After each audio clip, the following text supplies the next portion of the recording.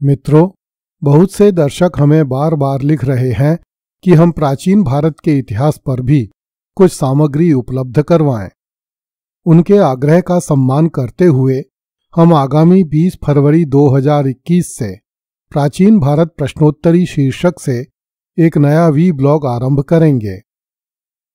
इस we blog में भारत के प्राचीन इतिहास से संबंधित कुछ महत्वपूर्ण प्रश्न पूछे जाएंगे तथा उन प्रश्नों के उत्तर बताते हुए उनसे संबंधित व्याख्याएं भी दी जाएंगी। ये प्रश्नोत्तर विभिन्न प्रतियोगी परीक्षाओं की तैयारी में भी सहायक सिद्ध होंगे। इस नए वी ब्लॉग का प्रसारण शनिवार एवं रविवार को प्रातः 8 बजे किया जाएगा। वर्तमान समय में चल रहे बाबर के बेटों की दर्द भरी दास्तान धारावाहिक का प्रसारण प्रतिदिन मध्याह्न 1 बजे नियमित रूप से होता रहेगा। धन्यवाद। पिछली कड़ी में हमने चर्चा की थी कि पानीपत का युद्ध जीतने के बाद बाबर ने उसी शाम हुमायूं को आगरा के लिए तथा मेहदी ख्वाजा को दिल्ली के लिए रवाना किया ताकि वे लोग आगरा और दिल्ली के लाल किलों में रखे खजाने पर अधिकार कर सकें। बाबर के इतिहास में आगे बढ़ने से पहले हमें एक बार पुनः कुछ देर के लिए पानीपत के मैदान में चलना होगा। पानीपत के युद्ध क्षेत्र को मुगलों के शासनकाल में प्रेतग्रस्त माना जाता था। ईस्वी 1588 में अकबर के दरबारी मुल्ला बदायूनी को इस युद्ध क्षेत्र में जाने का अवसर मिला। उसने लिखा है कि मैंने एक दिन प्रातःकाल उस ओर से गुजरते हुए योद्धाओं के मार काट की आवाजें सुनी। पाठकों की सुविधा के लिए बताना समीचीन होगा कि यह वही बदायूनी है जिसने हल्दी घाटी के युद्ध क्षेत्र में उपस्थित रहकर मुगल सेना एवं महाराणा प्रताप के बीच हुए युद्ध का आंखों देखा विवरण लिखा था। वर्तमान समय में पानीपत भारत के हरियाणा प्रांत में स्थित है। इस प्रांत में स्थित कुरुक्षेत्र, तराइन, पानीपत तथा करनाल आदि भी अनेक बड़े युद्धों के स्थल रहे हैं। पानीपत के मैदान में 4 बड़े युद्ध लड़े गए।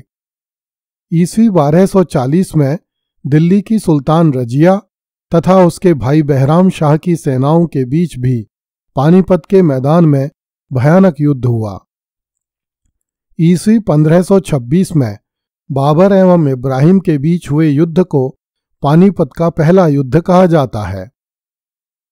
ईस्वी 1556 में इसी स्थान पर दिल्ली के शासक महाराज हेमचंद्र विक्रमादित्य तथा अकबर की सेनाओं के बीच युद्ध लड़ा गया, जिसे पानीपत का दूसरा युद्ध कहा जाता है। ईस्वी 1761 में अफगान आक्रांता अहमद शाह अब्दाली एवं मराठा सेनापति सदाशिवराव भाऊ के बीच पानीपत का तीसरा युद्ध भी पानीपत में ही हुआ था। महाभारत के युद्ध का मैदान कुरुक्षेत्र पानीपत से केवल 70 किलोमीटर दूर है। तराइन का युद्ध क्षेत्र पानीपत से केवल 50 किलोमीटर दूर है, जहां ईस्वी 1191 एवं ईस्वी 1192 में अफगान आक्रांता मोहम्मद गौरी तथा सम्राट पृथ्वीराज चौहान के बीच 2 युद्ध हुए थे।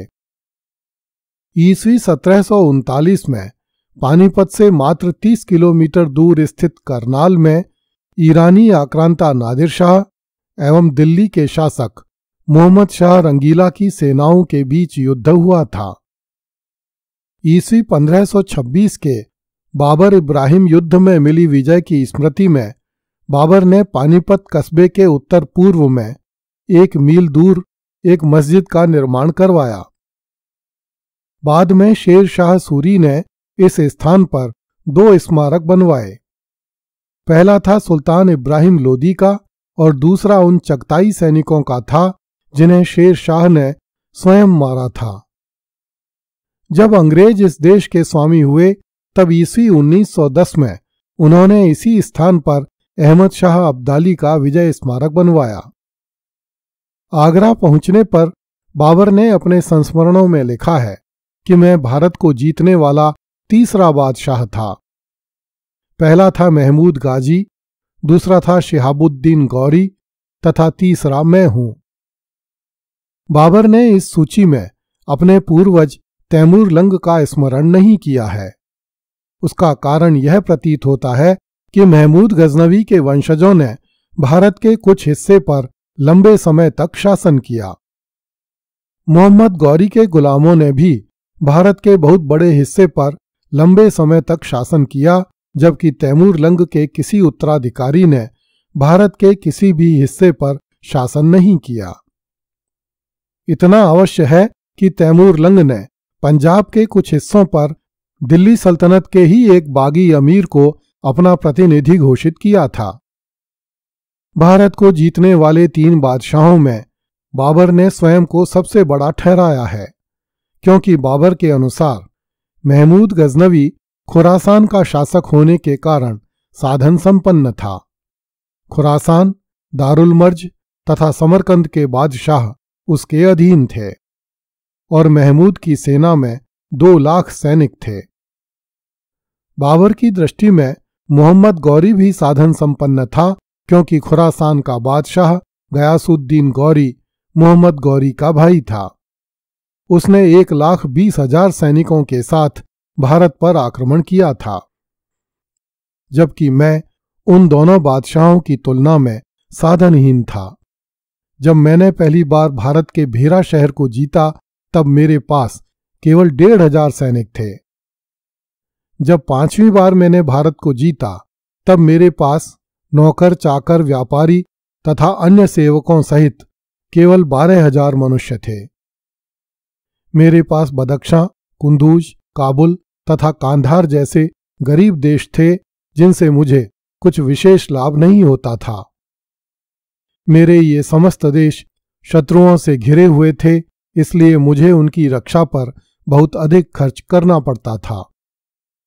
उज़्बेक मेरे शत्रु थे, जिनकी सेना में 1 लाख सैनिक थे। भेरा से लेकर बिहार तक इब्राहिम लोदी का शासन था।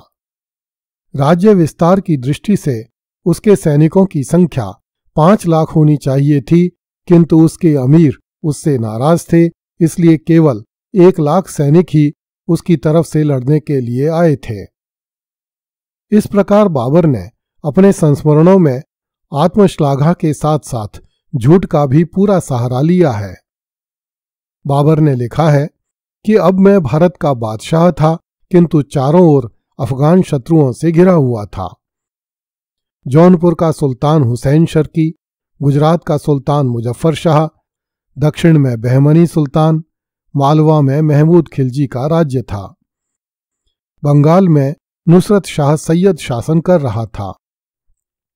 काफिर शासकों में विजयनगर एवं चित्तौड़ के राज्य बड़े शक्तिशाली थे। चित्तौड़ के राणा ने रणथंभौर, सारंगपुर, भिलसा और चंदेरी पर अधिकार जमा लिया था। मैंने जल्दी ही चंदेरी के काफिरों का नाश कर दिया तथा जो स्थान वर्षों से दारुल हर्ब बना हुआ था, उसे दारुल इस्लाम बना दिया। इन राज्यों के अतिरिक्त हिंदुस्तान में चारों ओर राय एवं राजा बड़ी संख्या में फैले हुए हैं। इनमें से बहुत से मुसलमानों के आज्ञाकारी हैं, किंतु कुछ दूरस्थ राजा मुसलमान बादशाहों के अधीन नहीं हैं। बाबर ने अपनी पुस्तक में भारत के भूगोल, नदियां, पर्वत, जलवायु, कृषि, सिंचाई के संसाधन आदि का रोचक विवरण दिया है तथा लिखा है कि हिंदुस्तान की विलायतों अर्थात प्रांतों एवं नगरों में कोई आकर्षण नहीं है। समस्त नगर एवं समस्त भूमि एक ही प्रकार की है। यहाँ के उद्यानों में चाहर दीवारी नहीं होती। भारत के वनों एवं नगरों में पाए जाने वाले तोता, मैना, मोर, तीतर, चकोर, जंगली मुर्ग, बटेर, बत्तख तथा नीलकंठ आदि ढेर सारे पक्षियों का बाबर ने बड़ा ही रोचक वर्णन किया है। बाबर ने बहुत सारे जलचरों के साथ पानी पर 12 फुट तक लंबी दौड़ लगाने वाले मेंढकों का भी बहुत सुंदर वर्णन किया है। उसने अपनी पुस्तक में हाथी, गेंडा, बारहसिंगा, जंगली भैंसा तथा नीलगाय आदि भारतीय वन्य पशुओं का भी बड़ा रोचक वर्णन किया है, क्योंकि ये पशु अफगानिस्तान एवं उज़्बेकिस्तान में नहीं पाए जाते थे।